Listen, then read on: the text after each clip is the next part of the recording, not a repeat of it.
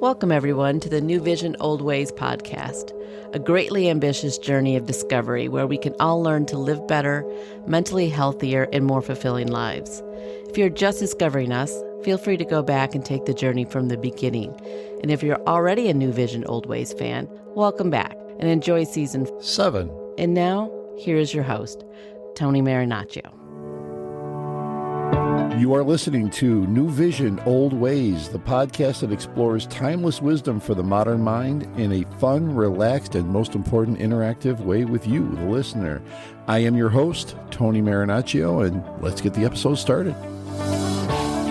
Welcome, Visioneers, to Season 7.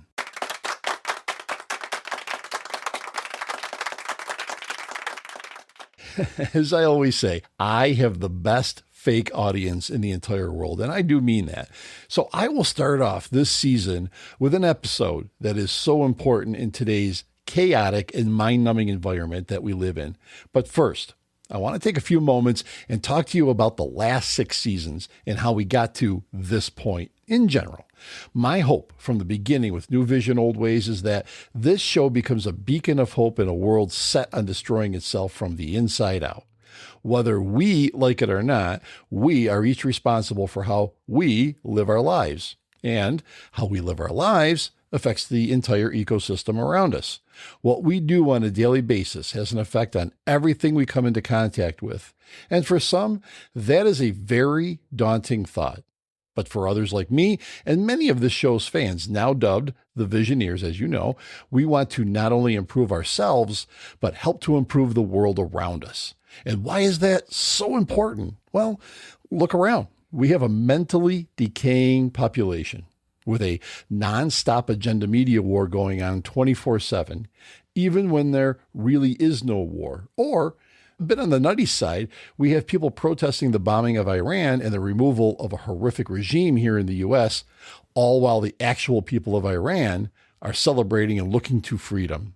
So I guess the Free Palestine crowd needed something to protest, right? But my vision for this podcast is that it will help us all realize that what really matters on this earth is that we all become as mentally and physically healthy as possible. I believe that if this happens on a grand scale, we will begin to see dramatic shifts from decaying individuals and decaying civilizations to strong-minded, mentally healthy individuals doing what is right for themselves and each other.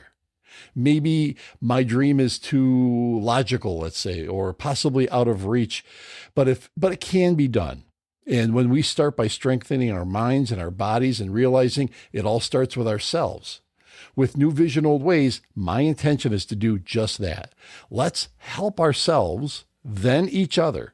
And there's no better time than right now to start that journey by starting Season 7 in Episode 62 with the slow erosion of the self and how to reverse it. You lie in bed, still as stone, but your mind is screaming. Is this rest, or is it decay? Atlas once carried the world. Now you carry the weight of your own untapped potential.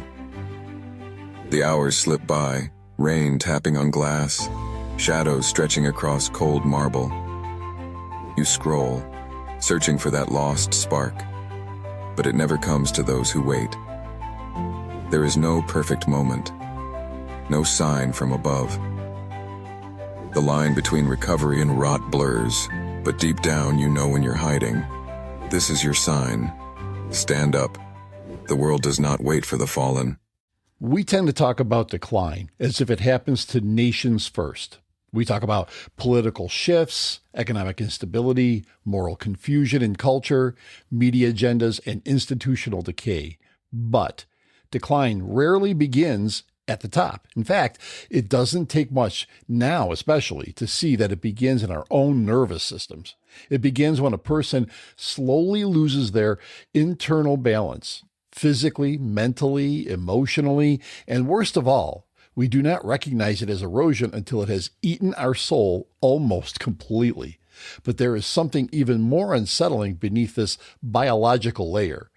Personal decay in the modern world does not simply make you tired. It makes you feel insecure, When a person slowly loses internal coherence, they do not just lose energy, they lose orientation. In previous eras, hardship was visible. Physical labor was obvious. Threats were tangible. But now the erosion is psychological, ambient, almost atmospheric. It seeps into identity itself. A person who cannot regulate their thoughts, who cannot sit with silence, who cannot distinguish their own convictions from the noise of the crowd, begins to drift. And drifting in a world this fast is dangerous, because modern society does not slow down for the disoriented. It absorbs them, kind of like Rome absorbed ancient Greece, as we spoke about in the last season. Personal decay cripples a person not because they become dramatic villains, but because they become passive. They lose the ability to sustain focus long enough to build something meaningful. They lose the emotional stability required to maintain relationships with depth. They lose the courage required to stand up for themselves when necessary. Eventually, they lose trust in their own perception. And once a person doubts their own judgment consistently, they become dependent on external cues for direction.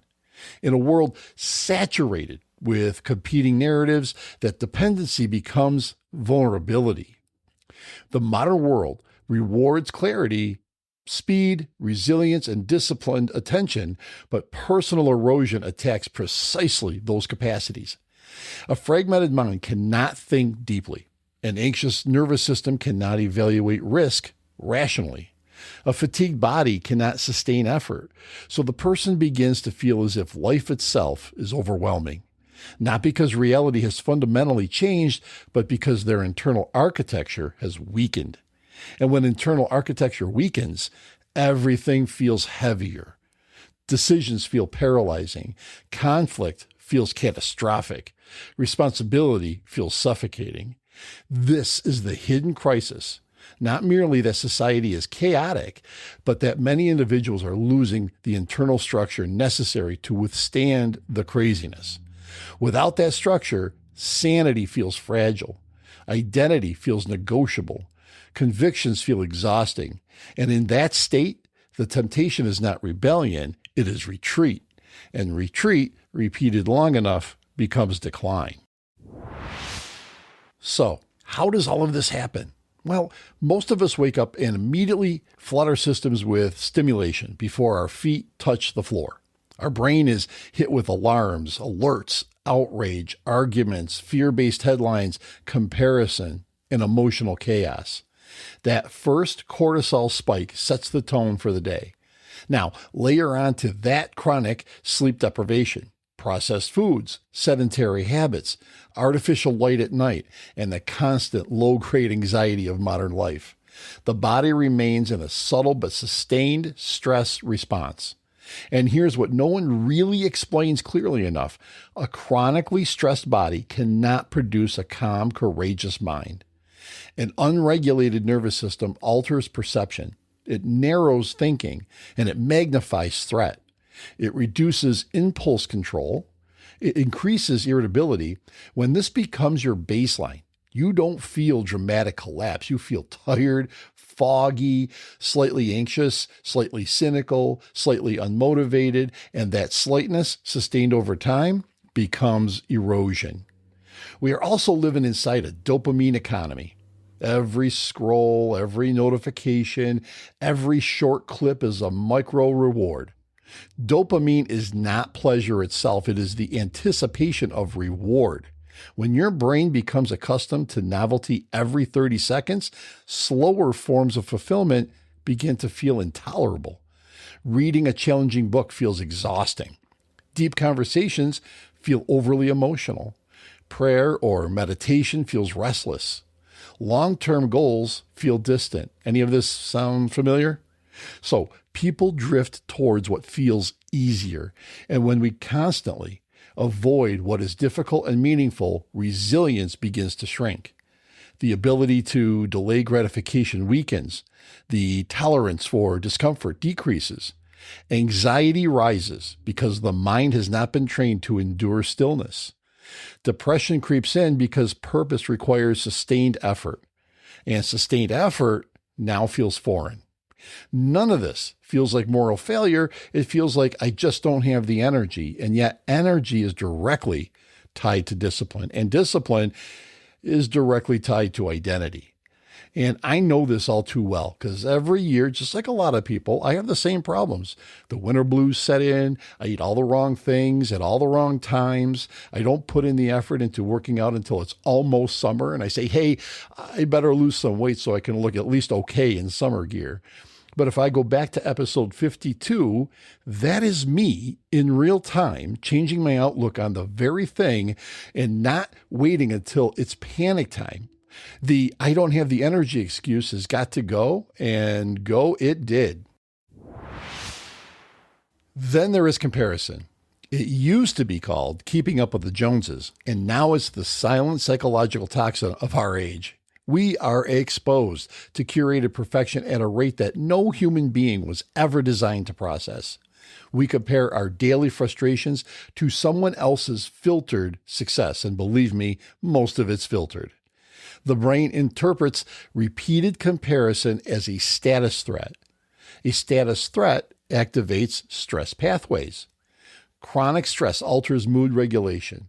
You begin to internalize the idea that you are behind. You are lesser. You are insufficient. Over time, that narrative shifts from occasional doubt to persistent self-questioning. And when self-questioning becomes chronic, conviction weakens. If you are unsure of your worth, you will be unsure of your inner voice. And if you are unsure of your inner voice, you will hesitate to stand up for anything. It becomes safer to blend in, to stay quiet, to avoid friction, and chant fascist possibly when you have no idea why, but you did it anyway because your tribe just told you to. The unwillingness to fight for what is right is often misdiagnosed as cowardice. In many cases, it is depletion. Chronic stress shrinks the capacity of the prefrontal cortex to regulate fear and think long term. When fear is amplified, risk feels exaggerated, social disagreement feels dangerous, and digital backlash feels catastrophic. The brain, prioritizing survival, chooses safety over principle. It whispers, stay quiet. Don't rock the boat. It's not worth it. And integrity erodes not through actual arguments, but through small moments of silence. One avoided conversation, one compromised standard, one truth left unsaid. And over time, these moments accumulate into a fractured sense of self. We also underestimate how physical neglect contributes to mental instability.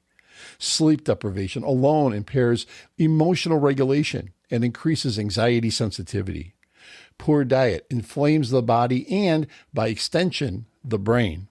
Sedentary living reduces neurochemical balance that comes from movement. When the body weakens, mental clarity follows. When mental clarity fades, ruminating on past issues increases. Rumination feeds anxiety, and anxiety feeds avoidance, and avoidance feeds depression, and depression feeds apathy. And apathy is perhaps the most dangerous stage of decline because it feels neutral.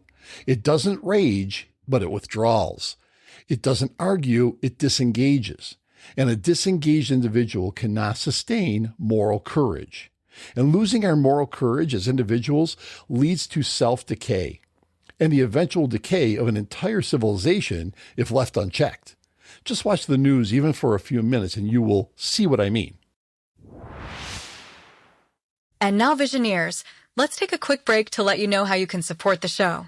By clicking on the Patreon donate link in the show notes, or by typing in patreon.com/NewVisionOldWays, or at the NewVisionOldWays.com website, you can show your support by donating directly to the New Vision Old Ways podcast. These episodes take time and money to produce, and by donating what you are able to, it will allow us to grow the show and give you the best content that we can. Of course, you can cancel at any time. Remember, click on the Patreon donate link in the show notes, or by typing in patreon.com/NewVisionOldWays, or at the NewVisionOldWays.com website. Hint, you are able to donate a one-time lump sum, then cancel right after. Options are always a good thing. Thank you, and now, back to the show.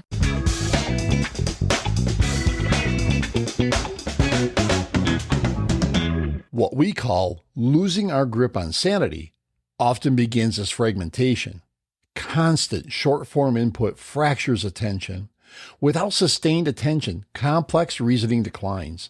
And without complex reasoning, emotional narratives dominate. And when emotional narratives dominate, we become more reactive, more tribal, more easily manipulated. This does not require malice from the outside. It only requires exhaustion on the inside. An overstimulated mind is easier to steer. A tired population is easier to influence. And yet most of this happens without conspiracy, without awareness. It happens because comfort has replaced discipline and stimulation has replaced stillness. How many times do you instinctively reach for your phone the second you get a chance to? Think about it. You get home from work. Maybe you sit down to eat. You pull out your phone and scroll. Then you go sit on the couch and watch TV and you pull out your phone and scroll. You go to bed. One last moment of scrolling. The brain is on overload. No chance to slow down. No chance to feel stillness. And no chance to hear that inner voice you just smothered so willingly. I feel this personally. There are days when fatigue makes me less patient, when too much scrolling makes me think shallow, when neglecting physical training dulls my mental sharpness, when avoiding a difficult situation or conversation chips away at my confidence. It is subtle, but it is real. The body and the mind are not separate from character. When I neglect one, the other weakens. And when both weaken, conviction becomes heavy to carry. And when conviction feels heavy, it is easier to put it down. But decline is not destiny. It is not your destiny. The same nervous system that can be dysregulated can be retrained. The same dopamine pathways that can be hijacked can be recalibrated. The same body that feels sluggish can regain strength. Stability begins with restoring basic foundations. Sleep becomes non-negotiable. Movement becomes daily. Food becomes intentional. Stimulation becomes limited rather than constant. And check this out. Long-form reading becomes practice rather than exception. Silence becomes tolerable again. And in that regained stillness, thought deepens. In deepened thought, identity clarifies. And in clarifying identity, courage strengthens. You see, strength is not merely ideological. It is biological and behavioral. Courage is not simply a personality trait. It is a trained response to discomfort. Sanity is not automatic. It is maintained through discipline. When the body is regulated, the mind steadies. And when the mind steadies, fear loses volume. When fear loses volume, integrity regains weight. And when integrity regains weight, a person becomes harder to erode. The decline of civilizations may be captured in history books, but the decline of individuals happens in private. It happens in small habits, neglected disciplines, tolerated distractions, and unchallenged fears. And yet the rebuilding also happens privately. It happens in early mornings, in deliberate restraint, in uncomfortable truth spoken calmly, in movement when you'd rather sit, in reading when you'd rather scroll, in choosing long-term strength over short-term sedation. We are not as fragile as we sometimes feel. We are often simply overstimulated, under-rested, and under-trained. And once we recognize that, we regain agency. The question is not whether chaos exists around us, because you know it does. The question is whether we will allow internal chaos to mirror it. If enough individuals restore their internal stability, physically, mentally, spiritually, the larger structure becomes more resilient. Decline is not inevitable, but reversal requires effort. It requires acknowledging that anxiety, depression, apathy, and silence are not random storms. They are often signals that something foundational has been neglected. This season with NewVision OldWays is not about blaming culture. It is about fortifying the person. Because a stable individual is difficult to manipulate. A disciplined individual is difficult to intimidate. A clear-minded individual is difficult to deceive. And a courageous individual does not quietly surrender their convictions simply because the environment around them is loud. Rebuilding begins small, but small, repeated consistently, becomes strength. And strength, trained daily, becomes character. And character is what ultimately resists erosion. Demon is a demon. Mon means moon, and moon means emotion. D means negative. So a demon is a negative emotion that takes over your mind, your body, and your spirit. Every thought you think creates an emotion. Emotion is energy in motion. And when you repeat the same negative thoughts over and over again, you give shape to that energy and you give birth to something. That something is your demon. Demons aren't external forces. They are negative aspects of your own psyche. Little voices you've created in your subconscious that now control you. They started as thoughts, then became emotions, then became patterns. And now they live in you.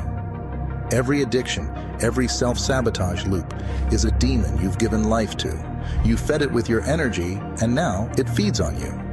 But here's the truth. If you created it, you can reprogram it. If personal decay is the quiet surrender of internal structure, then the antidote is cognitive independence. And cognitive independence is the disciplined ability to think clearly without needing constant validation from the crowd. In a world saturated with information, independence begins with restraint. It begins by refusing to react instantly. When a headline triggers you, pause. When a narrative feels emotionally charged, slow down. Ask yourself, what is actually being said? What evidence exists? What assumptions am I absorbing without noticing? The simple act of inserting reflection between stimulus and response builds the architecture of sanity. Cognitive independence also requires depth. Depth of reading, depth of conversation, depth of thought. Long-form engagement trains sustained attention, and sustained attention trains discernment. Discernment reduces manipulation. And when you can sit with complex ideas without demanding immediate emotional resolution, you become harder to steer. And it also requires solitude. Not isolation, but solitude. Time where no one is talking to you, selling to you, persuading you, or performing for you. In silence, your own thoughts begin to surface again. And at first, that can be uncomfortable. Many people discover that they have not heard their own unfiltered thinking in years. But slowly, clarity can return. And with clarity comes confidence. And those demons mentioned in that last clip will get destroyed. In fact, they won't even stand a chance. Regaining cognitive independence means strengthening the body as well. A regulated nervous system supports rational thought. Sleep, again, stabilizes emotion. Movement sharpens focus. Proper nourishment reduces inflammation of the brain. Independence is not intellectual, it is physiological. A tired brain is suggestible. A rested brain evaluates. It also means deliberately exposing yourself to perspectives that you disagree with. Not to surrender your convictions, but to test them. Fragile beliefs avoid scrutiny. Strong convictions endure it. And I'll repeat that. Fragile beliefs avoid scrutiny, but strong convictions endure it. When you can articulate the opposing argument fairly and still hold your ground, your confidence deepens. You are no longer defending identity, you are defending truth as best as you can understand it. Most importantly, cognitive independence requires moral courage. And I know we talk about that a lot, but it's for good reason. There will be moments when silence is easier, moments when going along would cost you nothing externally, but something internally. Each time you choose to speak with calm clarity rather than reactive anger or timid avoidance, you reinforce your spine. Courage compounds. So does avoidance. One builds sovereignty, the other builds dependency. We cannot control the volume of the modern world. We cannot eliminate agendas, narratives, algorithms, or cultural pressure, but we can rebuild the internal structure that filters them. We can strengthen attention. We can stabilize emotion. We can train discipline. We can cultivate solitude. We can choose depth over emotional instability. And when enough individuals reclaim their cognitive independence, something subtle but powerful happens.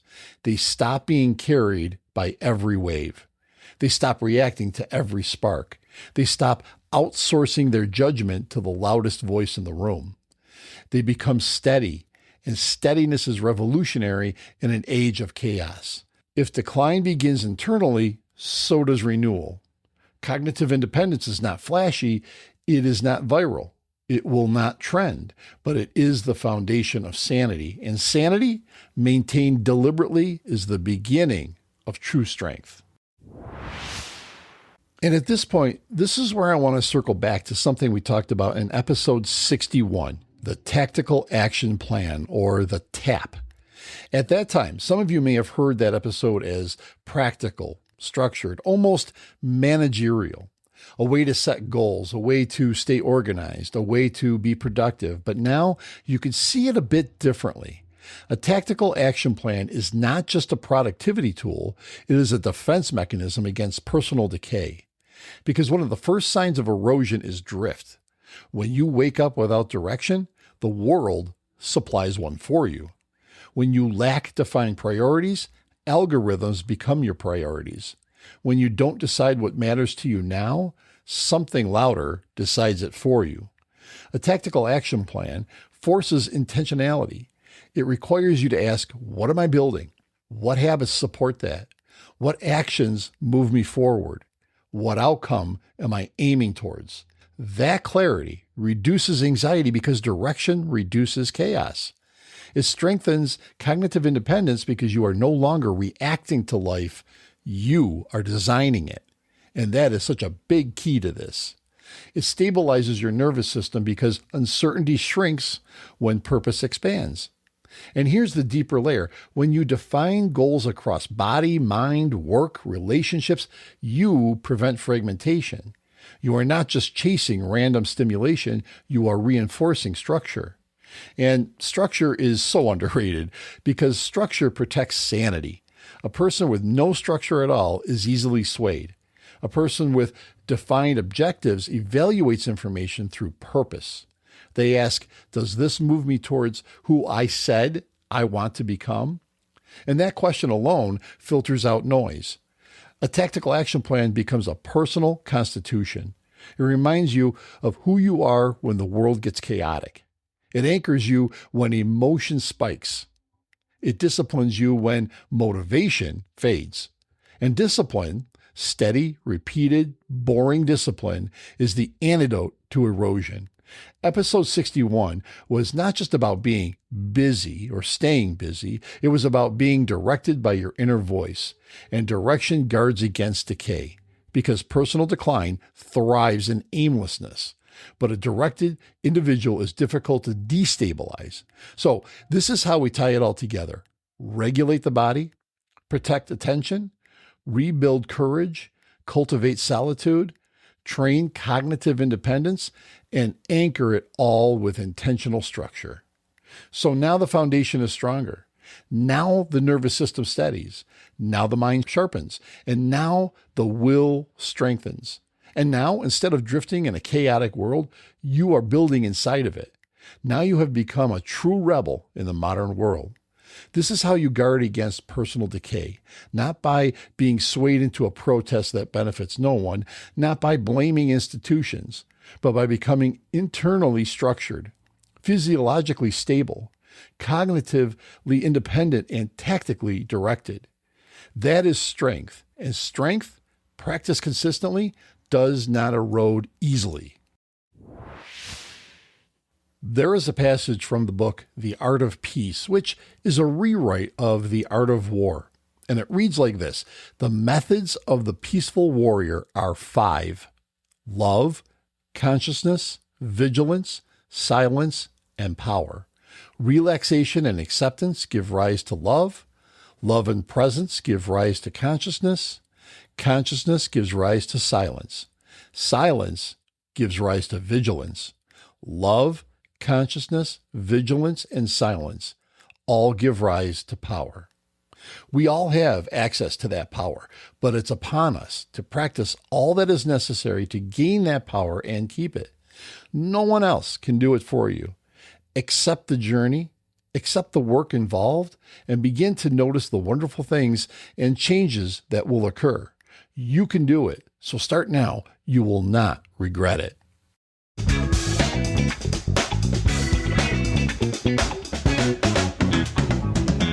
So, what did you think of this episode or any of the episodes?